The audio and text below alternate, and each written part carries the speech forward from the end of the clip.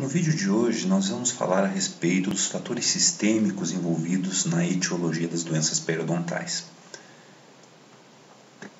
Nós sabemos que os fatores locais são os fatores mais importantes na etiologia da doença periodontal, ou seja, o biofilme bacteriano, os micro-organismos envolvidos na doença periodontal, localizados principalmente no meio subgengival, bem como outros fatores locais, são os fatores mais relacionados e mais envolvidos na etiologia das doenças periodontais.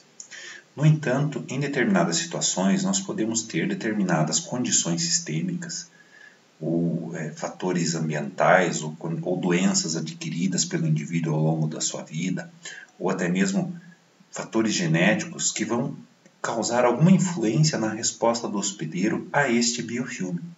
Ou então, essas condições sistêmicas elas podem alterar o metabolismo dos tecidos periodontais, favorecendo a progressão da doença periodontal.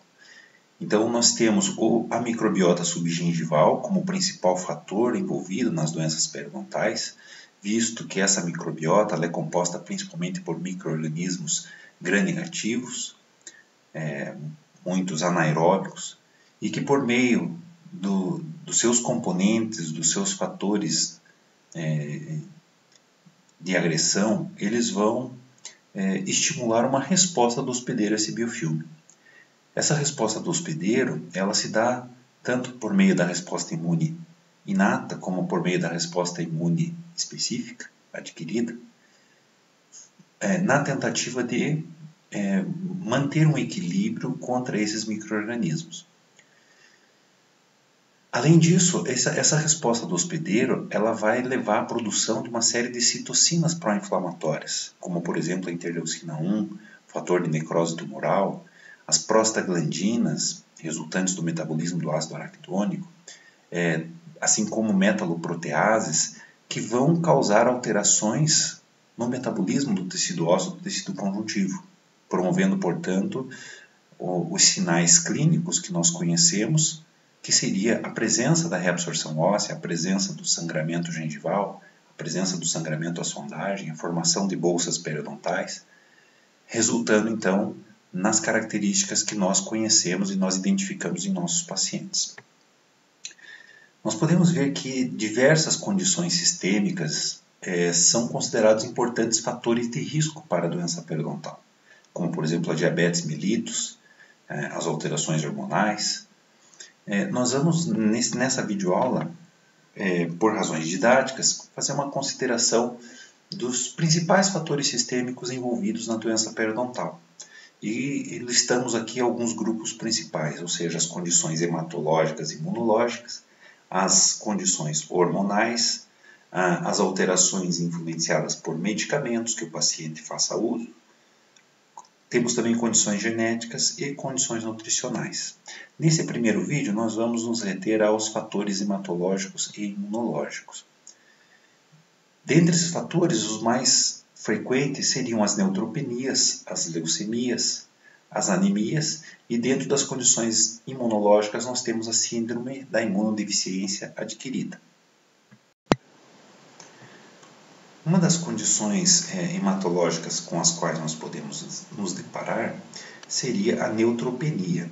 O que vem a ser a neutropenia? É quando temos uma redução na contagem de neutrófilos no sangue circulante. Esses neutrófilos no hemograma, eles ficam abaixo de 1.500 por milímetro cúbico. E nós sabemos que os neutrófilos são células importantes na resposta imune inata, na resposta, na primeira linha de defesa do sistema imune frente aos micro-organismos do biofilme. Então, é natural que se nós temos pacientes com uma redução na contagem de neutrófilos, que é o que caracteriza a neutropenia, nós vamos ter um prejuízo na resposta inata frente a esses micro-organismos do biofilme bacteriano. Então, é um paciente mais suscetível a infecções, e dentre essas infecções, a doença periodontal. Nós vemos aqui a foto de uma paciente jovem, do sexo feminino, 32 anos. Veja que o fator local, o biofilme, ele está sempre presente, e é o fator principal. mas essa paciente ela apresentava um quadro de neutropenia. Clinicamente, nós podemos observar a presença de biofilme, existe a perda de inserção com recessão. Na radiografia panorâmica, nós podemos observar o avançado grau de reabsorção óssea alveolar que nós observamos em praticamente todos os dentes. Tá? Então, nós podemos dizer aqui que essa paciente ela tinha o biofilme bacteriano como fator etiológico principal e a neutropenia como uma doença sistêmica que atuou ao longo dos anos, modificando a resposta dessa paciente a esse biofilme. Aqui nós vemos outras imagens da mesma paciente, né, observando a presença de fatores locais, a grande reabsorção óssea observada, a presença de bolsas periodontais com sangramento à sondagem e dentes já com grau avançado de mobilidade, como nós podemos constatar aqui pela movimentação desse dente com a sonda milimetrada e nas próprias imagens radiográficas que nós vimos anteriormente. Além das neutropenias, uma outra condição hematológica que nós podemos observar são as trombocitopenias. O que são as trombocitopenias? São condições onde nós temos deficiências ou alterações nas plaquetas, que são células importantes para o processo de coagulação. O normal é que nós tenhamos no hemograma completo os valores de plaqueta entre 150 mil a 350 mil plaquetas.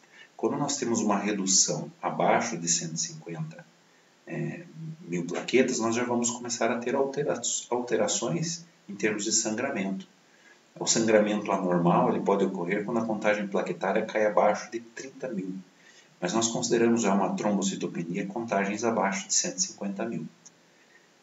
Quais são os sinais clínicos que nós vamos observar? A presença de sangramento gengival é um dos primeiros sinais que nós podemos observar, assim como pequenas equimoses, pequenas manchas avermelhadas ou arroxeadas ou violáceas, que podem aparecer em diversas partes do corpo, nas pernas, nos braços, na cavidade bucal também, como nós podemos ver aqui nesse paciente com 17 anos de idade, que era um paciente portador de púrpura trombocitopênica.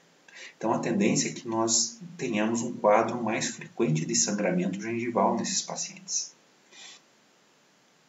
Além disso, se nós observarmos a mucosa palatina, nós vamos ver aqui a presença das petequias, que são esses pontinhos avermelhados ou arroxeados, que aparecem em decorrência dessa redução na contagem de plaquetas que o paciente apresenta. Então, é um paciente de grande risco para quadros de hemorragia. Obviamente que é um paciente que necessita de um atendimento médico antes de nós pensarmos num tratamento periodontal mais intensivo. Observem aqui, muitas vezes essas petequias podem aparecer na mucosa do lábio, na região retromolar, até mesmo no dorso da língua, nos braços, na mão.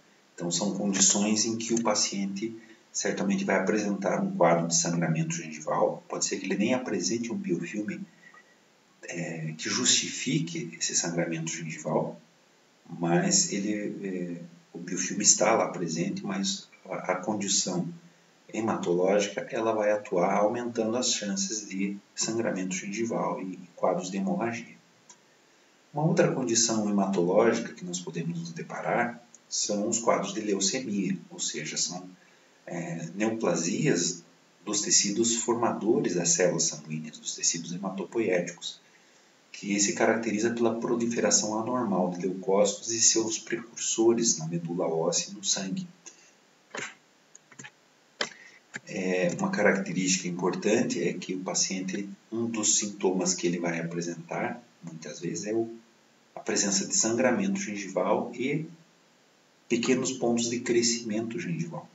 O paciente tem relatos de fadiga, muitas vezes febre sem infecções aparentes, palpitação, palidez, infartamento ganglionar na região cervical, um aumento de volume do fígado e do baço. Pode também estarem presentes petequias, porque como nós temos uma produção maior de células prematuras e células neoplásicas, a quantidade de células normais fica reduzida, inclusive de plaquetas. Então, o paciente pode apresentar essas petequias. Na cavidade bucal, nós vamos observar também a presença de um crescimento gengival com aspecto lobulado, que nada mais é do que a infiltração de células leucêmicas nesse tecido gengival. Essa paciente aqui é uma paciente de 15 anos de idade, que foi diagnosticada com um quadro de leucemia após ela comparecer inicialmente na clínica odontológica. Quando ela compareceu na clínica odontológica, o quadro era muito mais leve, e em questão de 10 a 12 dias ela desenvolveu esse quadro de crescimento gengival bastante severo. Então, esse tecido gengival hiperplásico nada mais é do que uma infiltração de células neoplásicas no tecido gengival.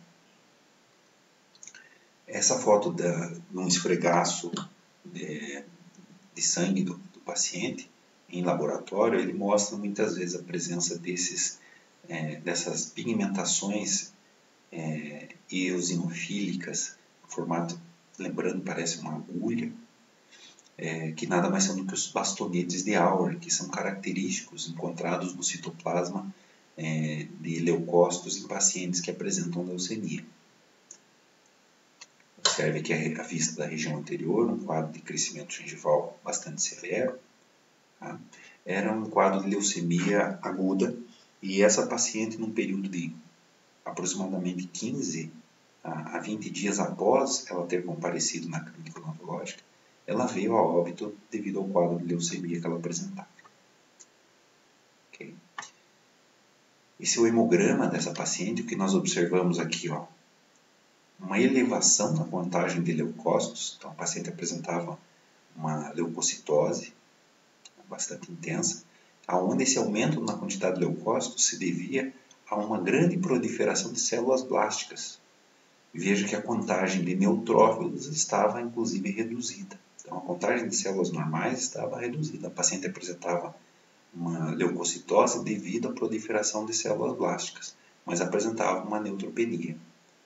E, além disso, a contagem de plaquetas dessa paciente estava em 55 mil, ou seja, ela apresentava uma trombocitopenia. Uma outra condição que nós podemos observar nos pacientes afetados pela leucemia e submetidos à quimioterapia são as estomatites necrosantes. Então, essa paciente também, uma paciente jovem, com 14 anos de idade, ela compareceu na clínica da disciplina de periodontia com essa situação inicial. A princípio, dava a impressão que isso aqui nada mais era do que matéria alba, restos alimentares, mas, na verdade, tudo que nós estamos vendo aqui são áreas necróticas com tecido ósseo exposto. Então, existem muitos relatos de que pacientes sob tratamento para leucemia, o uso dessas medicações envolvidas na quimioterapia pode promover o desenvolvimento de estomatite necrosante. Então, aqui nós podemos observar, depois que foi feito um debridamento, uma limpeza inicial nessa paciente, com clorexidina, peróxido de hidrogênio, algodão e gaze, nós conseguimos remover aquele excesso de material que existia ali, e aqui nós podemos observar a presença do tecido ósseo exposto em consequência da necrose tecidual que ocorreu, ou seja, um quadro de estomatite necrosante numa paciente com leucemia que foi submetida à quimioterapia. Essa paciente ela foi acompanhada ao longo de alguns meses, inclusive ela estava em fase de remissão da sua leucemia, na época em que nós fizemos o tratamento dela, mas não havia muito o que se fazer nesse caso, não há nenhum tratamento que vai conseguir cobrir esse tecido ósseo necrótico. O que acontece é que nós temos que periodicamente manter limpa essa região. Então, é uma paciente que retornava periodicamente, toda semana, ao consultório para se fazer esse debridamento, essa limpeza com clorexidina, com peróxido de hidrogênio, e nós fazíamos o acompanhamento dela. E na fase inicial foi feita uma medicação à base de metronidazol durante um período de 10 dias. O que foi acontecendo aos poucos, foi acontecendo a esfoliação dos dentes que estavam relacionados a essas áreas de necrose.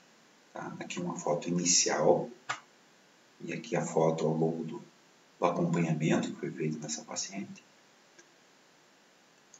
Existiam algumas áreas onde existia tecido vital ainda, porém grandes áreas de necrose podiam ser percebidas, assim como aqui nessa região palatina.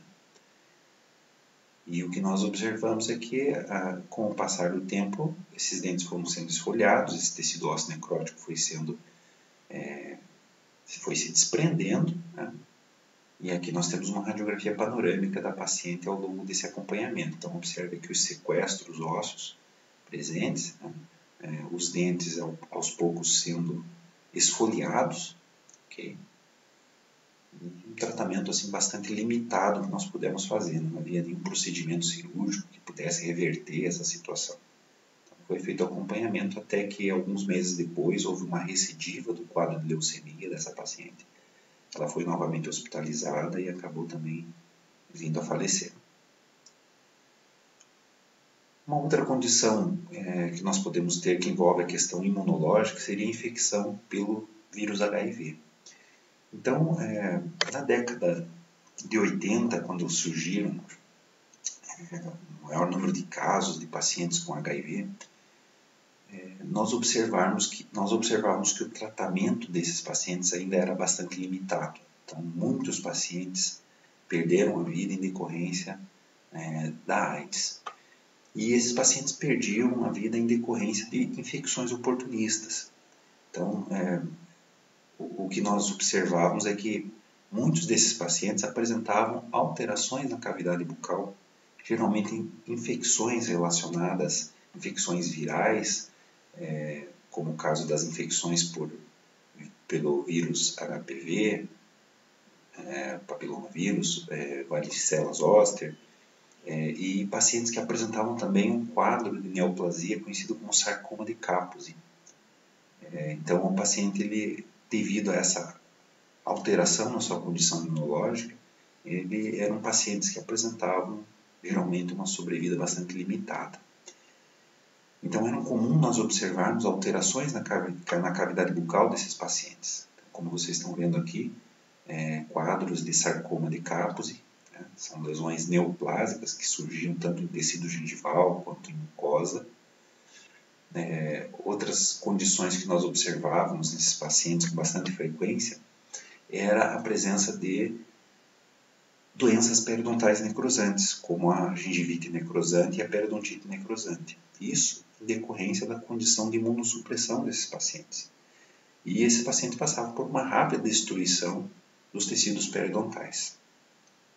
Então, era muito comum nós observarmos como características da AIDS a presença de infecções oportunistas. E dentre essas infecções, a presença de doenças periodontais necrosantes e também uma maior progressão da doença periodontal. Hoje em dia, com o avanço da terapia para as infecções de HIV, o uso de novos antirretrovirais, o que nós observamos? Que os pacientes eles têm um acesso maior ao tratamento e, consequentemente, a mortalidade dos pacientes caiu drasticamente. Hoje em dia, um paciente que apresenta, que siga o tratamento com drogas antirretrovirais, ele dificilmente vai apresentar quadros de doenças periodontais necrosantes. Mas quando surgiu a AIDS, nós tínhamos muitas situações de pacientes que apresentavam essas alterações em decorrência da doença. Era comum também a ocorrência de um quadro de inflamação gengival conhecido como eritema gengival linear nesses pacientes com infecção pelo HIV.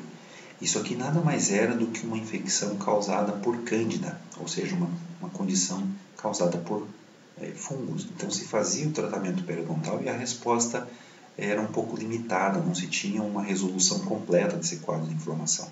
Então essas infecções por cândida também eram achados frequentes nos pacientes HIV positivos. Hoje em dia já não é tão frequente nós observarmos essas condições nos pacientes, porque, como eu falei, a terapia com drogas antirretrovirais tem se mostrado bastante eficientes em manter esses pacientes imunocompetentes.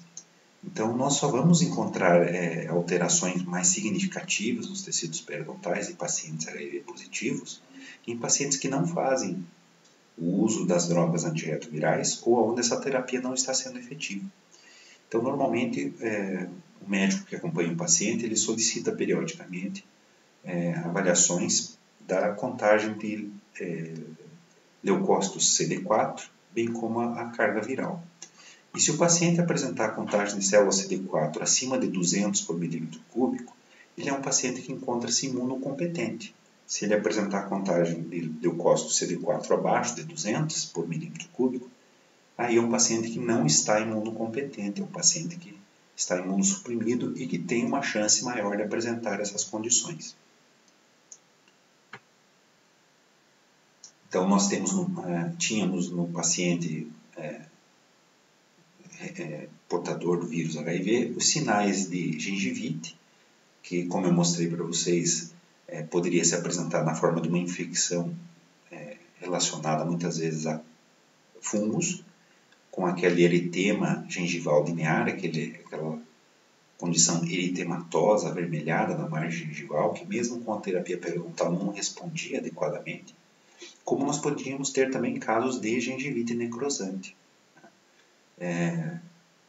Isso estava relacionado, como eu falei, à presença de Candida albicans, o eritema gengival linear, e nos casos de periodontite necrosante, gengivite necrosante, nós tínhamos as bactérias relacionadas à doença periodontal encontradas nos pacientes geralmente portadores de doença periodontal, tais como Porphyromonas gingivalis, Prevotella intermédia e outros micro-organismos, em níveis mais elevados do que nos pacientes HIV negativos.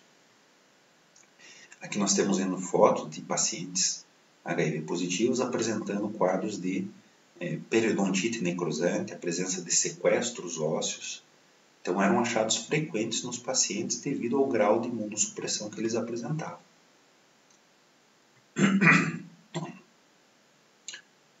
Então, aqui nós temos um estudo de 1997, onde verificou as condições periodontais de pacientes HIV positivos e indivíduos HIV negativos. O que nós podemos observar aqui, em azul escuro, nós temos os pacientes HIV positivos, em rosa, os pacientes HIV negativos. O que nós podemos constatar? Que os pacientes HIV positivos, naquela época, tinham uma maior chance de apresentar bolsas periodontais profundas, perda de inserção severa e outras doenças periodontais associadas ao HIV. E foi verificado que isso estava relacionado à contagem de células CD4. Então, nesse estudo de Glick, colaboradores, em 94, ele observa aqui a prevalência de periodontite ulcerativa necrosante em pacientes que apresentavam contagem de células CD4 normais ou reduzidas. Então, observe que nos pacientes que tinham contagem de células CD4 acima de 200, encontraram apenas 2 casos de periodontite ulcerativa necrosante, ao passo que nos pacientes com contagem de células CD4 abaixo de 200, foi encontrada 39 casos de periodontite ulcerativa necrosante. Então, a presença da periodontite ulcerativa necrosante pode ser uma condição que revele que esse paciente encontra-se imunocomprometido. No próximo vídeo, nós vamos falar a respeito de alterações hormonais como fatores sistêmicos envolvidos na etiologia das doenças periodontais.